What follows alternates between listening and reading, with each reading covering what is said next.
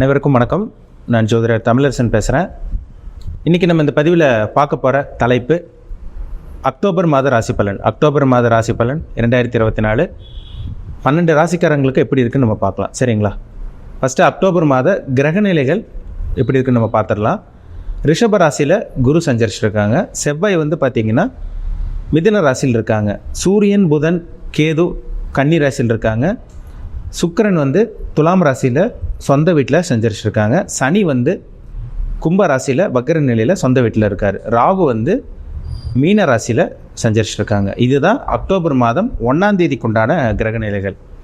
October மாதம் பாருங்கள், 10ஆம் தேதி புதனோட பயிற்சி நடக்கும். அக்டோபர் மாதம் 12ஆம் தேதி சுக்கிரனோட பயிற்சி நடக்கும். அக்டோபர் மாதம் 17ஆம் தேதி சூரியனோட பயிற்சி நடக்கும். அக்டோபர் மாதம் 20ஆம் தேதி செவ்வாயோட பயிற்சி நடக்கும். அக்டோபர் மாதம் 29ஆம் தேதி மறுபடியும் புதனோட பயிற்சி நடக்கும். எப்படி இருக்குன்னு நம்ம பார்ப்போம். சரிங்களா?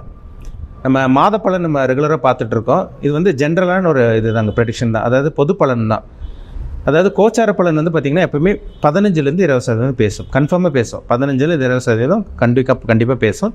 அவங்கவுங்க தனிப்பட்ட ஜாதகத்தை பார்த்தா தான் நம்ம துல்லியமாக தெரிஞ்சுக்க முடியும். 80லேருந்து 85% பேசும். ராசி பலன் பார்த்திங்கன்னா நம்ம சந்திரன் வச்சு பார்க்கணும். இன்னும் நிறைய பேருக்கு பார்த்திங்கன்னா ராசி பலனுக்கும் ஜாதகத்துக்கு நிறைய வித்தியாசம் தெரியல. ஒரு சில பேர் ராசி பலனையும் மெயின்டைன் பார்த்துட்டே இருப்பாங்க. ஒரு சில பேர் பாருங்கள் ஜாதகத்தை மட்டும் தான் பார்ப்பாங்க, ராசி பலன் பார்க்க மாட்டாங்க. அது என்ன காரணம்னா ஜாதகம் அதிகம் அதை மெஜாரிட்டியாக பேசும். கோச்சார பலன் 15லேருந்து 20% பேசும். இது ரெண்டு நம்ம மேட்ச் பண்ணி பார்த்தா தான் நம்ம 100% துல்லியமாக தெரிஞ்சுக்க முடியும். சரிங்களா? அப்போ ராசி பலன்கிறது சந்திரன் வச்சு பார்க்குறோம். சந்திரன்கிறது யார்? உடல் காரகன் மனோகாரகன் சந்திரன். உடலுக்கு அதிபதி மைண்டுக்கு அதிபதியே சந்திரன் தான். அப்போ உங்கள் ஜாதகத்தில் சந்திரன் நல்லா இருக்கணும். சந்திரன் என்ற வீட்டதிபதி நல்லா இருக்கணும். அதாவது ராசிநாதன் நல்லா இருந்தால் தான் உங்கள் மனம் நல்லா இருக்குன்னு அர்த்தம், உங்கள் மைண்ட் ஸ்டடியாக இருக்குன்னு அர்த்தம், உடல் ஆரோக்கியம் நல்லா இருக்குன்னு அர்த்தம். லக்னம்ங்கிறது உயிர், ஆன்மா. லக்னம்ங்கிறது உயிர். அந்த உடம்புக்குள் இருக்கிற உயிர் என்ன விஷயங்கள் அந்த பிறவியில் அனுபவிக்க போகுது, நல்லதை அனுபவிக்க போதா கெட்டதை அனுபவிக்க போதா, நல்ல கர்மாவில் பிறந்திருக்காங்களா கெட்ட கர்மாவில் பிறந்திருக்காங்களா, இது எல்லாமே அவங்கவுங்க ஜாதகத்தை பார்த்தா டீப்பாக தெரியும். சரிங்களா? லக்னம்ங்கிறது உயிர், ராசிங்கிறது உடல். ரெண்டும் மேட்ச் பண்ணாதாங்க நம்ம 100% அக்யூரேட்டாக துல்லியமாக சொல்ல முடியும். சரிங்களா? ஒரு சில பேருக்கு பாருங்கள் பொது பலன், இந்த நம்ம பொதுவாக பார்க்குற ராசி பலனே கரெக்டாக ஒத்து வரும், கரெக்டாக செட் ஆகும். நான் சொல்கிறது அப்படியே 100% கரெக்டாக இருக்கும். ஒரு சில பேருக்கு நான் சொல்கிறதுக்கு அப்படியே ஆப்போசிட்டாக இருக்கும்.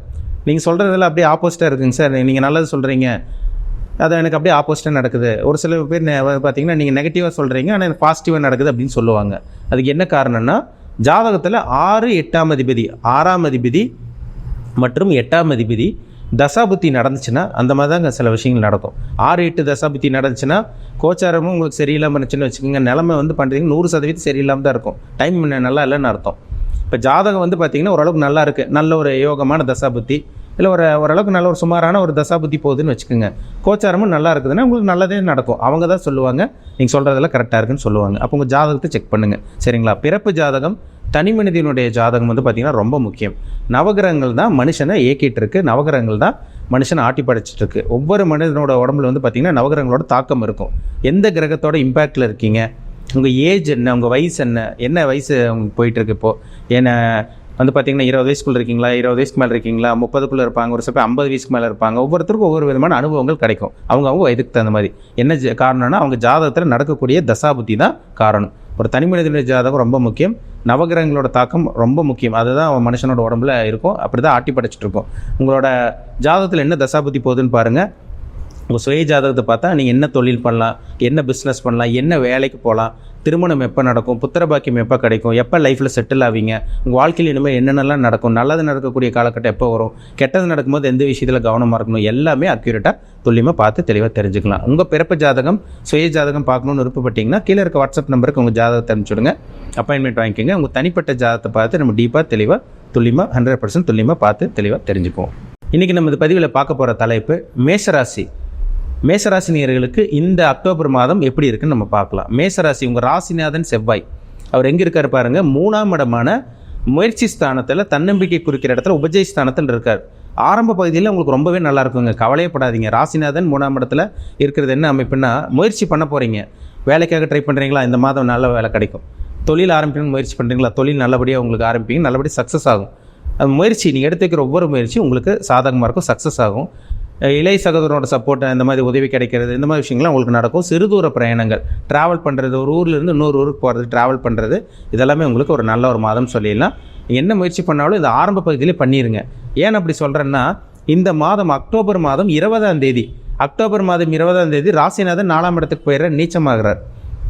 ராசிநாதன் கம்ப்ளீட்டாக பலம் இழக்கிறார்.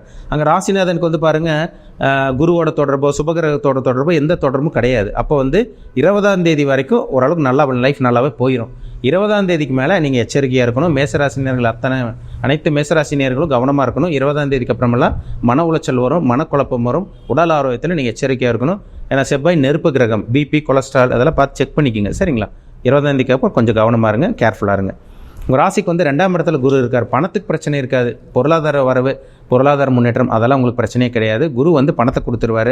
குடும்பத்தில் ஏதாவது சண்டை சச்சரவு அந்த மாதிரி இருந்தால் கூட அது கூட உங்களுக்கு கண்ட்ரோல் ஆகும், நிவர்த்தி செய்வார். குரு வந்து பார்த்திங்கன்னா இருக்கிற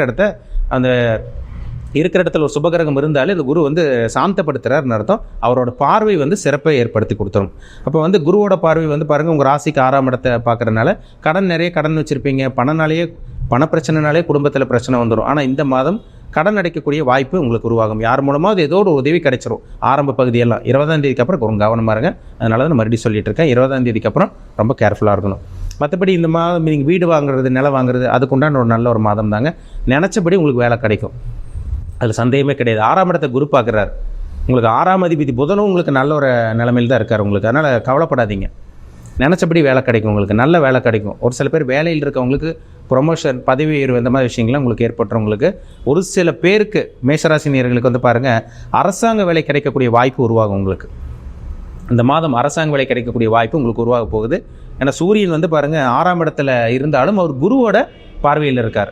இப்போ ஆரம்ப பகுதியில் ஒரு 20ஆம் தேதி வரை கொஞ்சம் நல்லாவே இருக்குங்க. சரிங்களா? முயற்சி பண்ணுங்கள். ஏற்கனவே கவர்மெண்ட் ஜாப்க்காக ட்ரை பண்ணிட்டு இருக்கவங்களுக்கு அரசாங்க வேலை கிடைச்சணும், அதனால் சந்தேகமே கிடையாது. படிக்கக்கூடிய மாணவர்களுக்கு அற்புதமாக இருக்கும். புதன் நல்ல ஒரு இடத்துல இருக்கார்.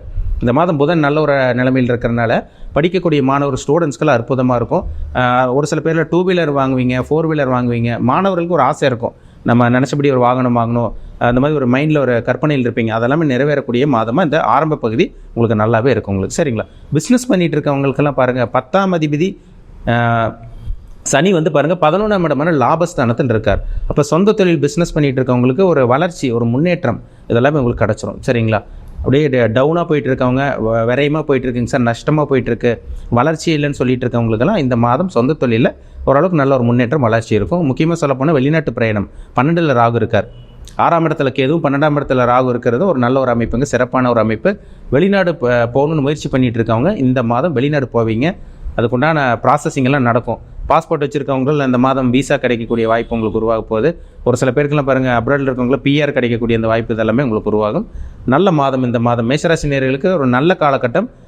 அக்டோபர் 1ஆம் தேதியிலிருந்து 20ஆம் தேதி வரைக்கும் உங்கள் லைஃப் நல்லாவே போகும். 20ஆம் தேதிக்கு மேலே அது கடைசி 10 நாள் வந்து கொஞ்சம் கவனமாக இருங்க, கேர்ஃபுல்லாக இருந்துக்குங்க. சரிங்களா? இல்லத்தரசிகளுக்கெல்லாம் குடும்பத்தில் இருந்த பிரச்சனை கொஞ்சம் கம்மியாகுங்க. ஏன்னா 2ல் குரு இருக்கார், குடும்பஸ்தானத்தில் இருக்கார். இப்போ ஓரளவுக்கு பிரச்சனைகளும் ஓரளவுக்கு சால்வ் ஆகும், கவலைப்பட வேண்டாம். திருமணத்துக்காக முயற்சி பண்ணிகிட்டு இருக்கவங்க முயற்சி பண்ணுங்கள். இந்த மாதமே அக்டோபர் மாதமே முயற்சி பண்ணுங்கள்.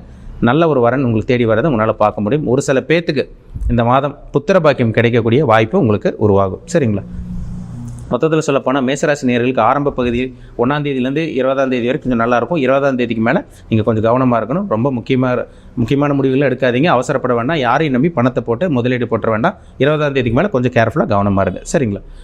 மீண்டும் அடுத்த பதிவில் சந்திக்கும் வரை உங்களிடமிருந்து விடைபெறுவது உங்கள் ஜோதிடர் தமிழரசன். இந்த சேனல் பிடிச்சிருந்தால் உங்கள் நண்பர் உறவினருக்கும் ஷேர் பண்ணுங்கள், லைக் பண்ணுங்கள், சப்ஸ்கிரைப் பண்ணுங்கள், பெல் பட்டனை கிளிக் பண்ணிக்கோங்க, ஆளுங்கிற ஆப்ஷன் இருக்கும், சூஸ் பண்ணிக்கோங்க. அப்போ தான் நாங்கள் போடுற பதிவுகள் எல்லா பதிவுமே உங்களை வந்து சேரும். நன்றி.